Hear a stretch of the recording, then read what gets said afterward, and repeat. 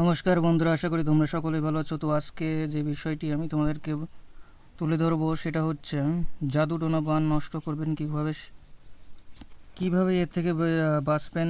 তো সেইগুলো আজকে আপনাদেরকে শেখাবো। তো এটা হচ্ছে মিশরীয় লজ্জাতুন্নেছা কিতাব। তো এই কিতাব থেকে আমি তোমাদেরকে দিচ্ছি, এগুলো কার্যকরিতা হবে, এর কোনো ভুল নেই। তো অবশ্যই তোমরা ভিডিওটি খুব সুন্দর করে মনোযোগ সহকারে দেখো, শোনো, তাহলে শিখতে পারবে ও জানতে পারবে। তো তোমরা প্রথমে যে নকশাটি দেখতে পাচ্ছ, এই নকশাটি হচ্ছে সূরা ফালাকের নকশা। তো এই নকশাটি দিয়ে তোমরা যে কাজগুলো করতে পারবে, প্রথমে এর দুটি নকশা লিখতে হবে। একটি গলায় একটি নকশা, পানিতে 1 গ্লাস পানি নেবেন, 1 গ্লাস পানিতে এটা ধুয়ে ধুয়ে রোগীকে পান করাবেন, তাহলে জাদুটোনা বান নষ্ট হবে। এরপর হচ্ছে গিয়ে এর একটি হাতে বাঁধবেন এবং একটি পানিতে রোগীকে খাওয়াতে হবে, ঠিক আছে? তাহলে যে ব্যক্তির উপর জাদু বান করা হয়েছে, তাহলে সেই রোগীর জাদু বান টোনা কেটে যাবে, অর্থাৎ সে সুস্থ হবে। তো আরেকটি নকশা দেখতে পাচ্ছ, এটা হচ্ছে সূরা নাসের নকশা, ঠিক আছে? তো এই নকশাটি দিয়ে তোমরা বাহুতে ধারণ করবে, অর্থাৎ হাতে ধারণ করবে। এই নকশাটি তাবিজ বানিয়ে একটি মাদুলিতে ভরে মোম দিয়ে, শুকনো মোম অর্থাৎ মৌচাকের খাঁটি মোম দিয়ে মুখ বন্ধ করে দেবে তাবিজের। আর এটা লিখবে, লাল কালি দিয়ে লিখতে পারো, জাফরান কালি দিয়ে লিখতেও পারো।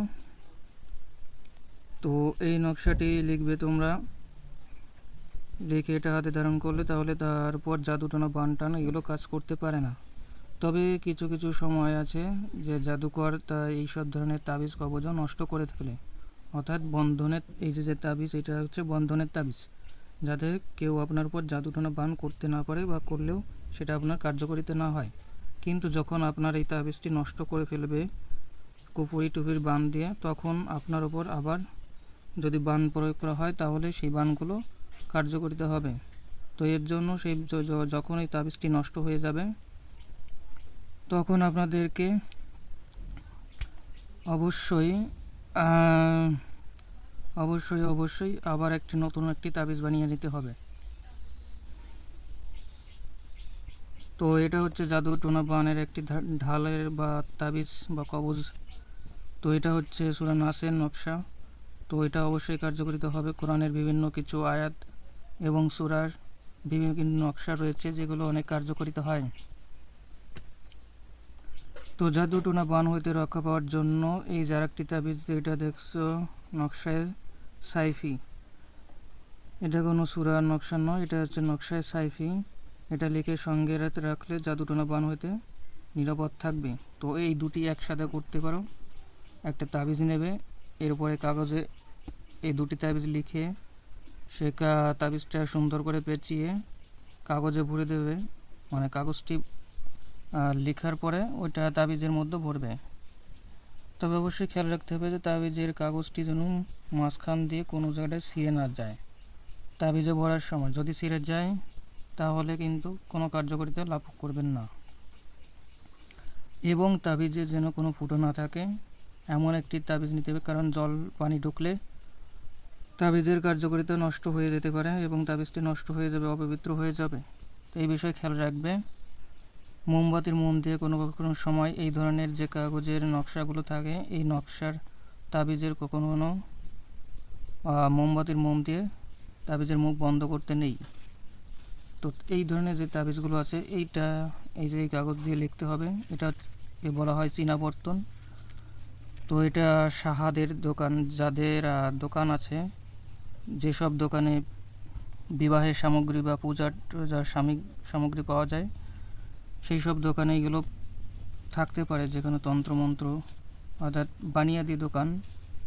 আপনি যদি না চেনেন তাহলে বলবেন যে বানিয়াদি দোকান আছে এই বাজারে, তো আপনাকে হয়তো কেউ দেখিয়ে দেবে যে এইখানে যান। অথবা আপনি জিজ্ঞেস করবেন যে বিবাহের জন্য মুকুট বা এইগুলো পূজার জন্য যে সামগ্রী, এগুলো কোন দোকানে পাওয়া যায়, সেই দোকানে চলে যাবেন। মোট কথা হচ্ছে কি, আপনি সাহাদের দোকানে যাবেন। যে দোকানদার নামের শেষে সাহা ব্যবহার করা হয়েছে সেই সব দোকানদাররা বিভিন্ন এইসব বিক্রি করে থাকে। তন্ত্র সামগ্রী, তারপর এরপর হচ্ছে গিয়ে আপনার বিবাহের জন্য যেসব সামগ্রী দরকার হয়, এরপর তাবিজ কবজ এইগুলো। এছাড়া পূজাপাঠের জন্য বিভিন্ন রকমের শিকড় বাকড় এটা সেটা বিভিন্ন কিছু পাওয়া যায়। সাহাদের দোকান, যেমন একজন ব্যক্তির নাম হচ্ছে তন্ময় রায়, তো ওই দোকানদারের নাম হবে তন্ময় সাহা, অর্থাৎ সাহাদের দোকানে এইসব দোকান এইসব সামগ্রী পাওয়া যায়। তো এটার নাম হচ্ছে চীনা বর্তন। তো এইগুলোতে তাবিজ লিখলে পরে তাবিজ এটা ছিঁড়বে না যতই ভাঁজ দেন, ঠিক আছে। তো এইগুলোতেই আমি তাবিজ করে থাকি। আর অবশ্যই এই তাবিজগুলো মৌচাকের খাঁটি মোম দিয়ে মুখ বন্ধ করবে। তো এর দাম বেশি না, বাড়ি জোর হলে আপনাকে একটি পিস 20 টাকা নেবে। এর একটি পিস নয়, এরকম একটা বড় একটা পিস, যেটা আপনার 3 ফিট হতে পারে, 1-2 ফিট হবে,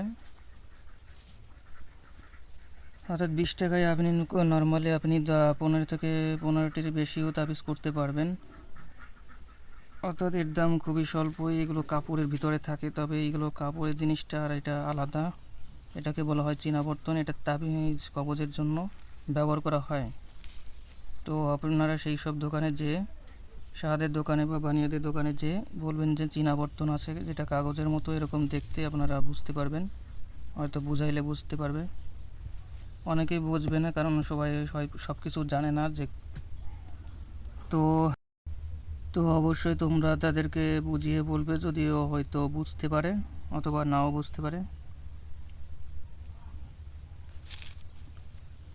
তো এই ভিডিওটি যদি তোমাদেরকে উপকৃত মনে হয় তাহলে অবশ্যই ভিডিওটি একটি লাইক করবে এবং চ্যানেলটিকে সাবস্ক্রাইব করে পাশে থাকবে এবং বিভিন্ন কিছু শিখতে পারবে।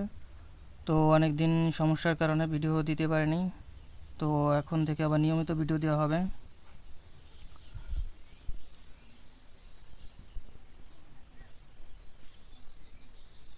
তো যাদেরকে বিভিন্ন কিছু শেখার আছে বা শিখতে চান বা জানতে চান, বিভিন্ন কিছু যদি কোনো প্রশ্ন থাকে তাহলে অবশ্যই কমেন্ট করে জানাবেন, এবং আমি আপনাদের প্রত্যেকটির কমেন্টের উত্তর আমি অবশ্যই দিব। তো সবাই সুস্থ থাকবেন, ভালো থাকবেন। ধন্যবাদ। আশা করি সবাই ভালো আছেন এবং ভিডিওটি দেখে অনেক উপকৃত হবেন। তো আজকের মতো বিদায় নিচ্ছি।